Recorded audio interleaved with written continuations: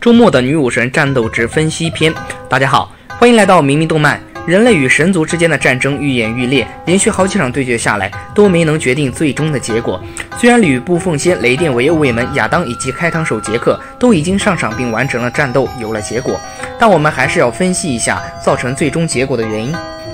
首先，我们就要来说一说第一队雷电维欧卫门 PK 湿婆神。雷电维欧卫门战力值4颗星，女武神加持之后5颗星，目前状态败。可是明明觉得他是已经上场的人类勇士中最拼尽全力的一个，也是即使输了也和赢了没有什么区别的人。雷电维欧卫门日本相扑界的勇士，最强力士，所要迎战的是印度最强之神湿婆。湿婆可想大家早有耳闻，那个死中获得新生的湿婆神。可是雷电却凭借自身的力量和女武神的加持，卸掉了湿婆神的3只手臂。虽然最后湿婆对雷电进行致命性的反击，但是他还是拿生命作为代价，将女武神斯路德练就的超精外骨地回发挥到了极致，最终在战场上英勇牺牲。女武神斯路德也随之消亡。湿婆神战力值5颗星，目前状态甚，能力削弱50%。为何湿婆能力减弱50%？这就要归功于死掉的雷电维欧卫门了。即使湿婆神的战斗力成为满星的存在，但是碰上雷电那样的对手，还是在生死的边缘上侥幸的胜利了而已。湿婆神可是掉了3只手臂呢，要是没有他必杀技的舞蹈，可想人类一方又要多出一个胜利者了吧。第二队，我们就要来谈一谈雷神索尔 PK 吕布凤仙了。吕布凤仙战力值5颗星，目前状态败。其实从神界派雷神索尔出战就可以看出来吕布凤仙的实力了。不过单凭女武神为吕布凤仙加持之后，承受度上确实可以和雷神索尔相互抵抗，但是在两人肉身旗鼓相当之外后，输赢的话可就要二者的配置了。虽然吕布凤仙先得到女武神炼就武器方天画戟，但是索尔所拿的武器毕竟是神界的雷神之锤，恐怕不是一个半人半神的瓦尔基里女武神就可以轻易抵抗的。所以即使吕布凤仙有着满星的战斗力，输掉比赛也并不奇怪。然而雷神索尔嘛，战斗力也不用多说，当然是5星了。他的雷神之力，神界的人碰到力让3分的。但是雷神 vs 吕布凤仙这一场比赛，最值得观看的也正是他们相当的实力，打了无数回合的部分了。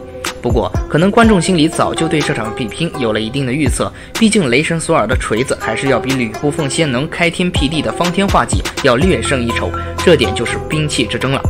前者是法术和力量攻击，而后者单纯是力量攻击，所以吕布凤仙输掉这场对决也不足为奇。第三队，我们就要来说一下人类与神族战斗中的唯一一场胜出，开膛手杰克 PK 赫拉克勒斯。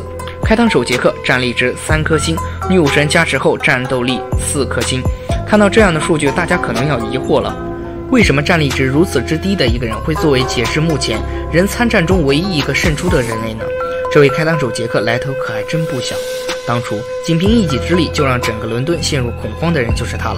他虽然自身身体素质不是最强的，武器也不是最强的，但是这位开膛手杰克有着区别于其他人类勇士的思维，就凭一个灵便的头脑，就让开膛手杰克把对手赫拉克勒斯玩得团团转。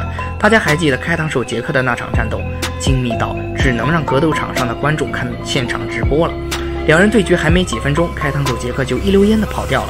他也不是逃跑，而是悠闲的喝起了下午茶，而这悠闲的姿态却暗藏杀机，那就是一条割人血肉的密线。且这偌大的城市里，还被开膛手杰克设下了好多陷阱。迎战着思维缜密的开膛手杰克的神，就是大力之神赫拉克勒斯。他的战力值5颗星，但是碰上开膛手杰克这样的人，也是被克得死死。单凭力量是不可能胜出的。所谓斗智斗勇，说的就是开膛手杰克 vs 赫拉克勒斯了吧？那么最后我们再来说一对吧，说一对亚当 PK 宙斯。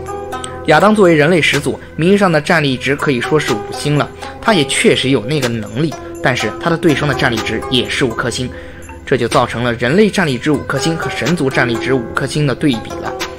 即使有女武神的加持，但是亚当也终究逃不过命运的审判。虽然目前人类的境地不是很好，但是这样代表不了最终的结果。让我们继续关注接下来的内容吧。我是明明，喜欢的小伙伴别忘了点赞订阅，我们下期再见。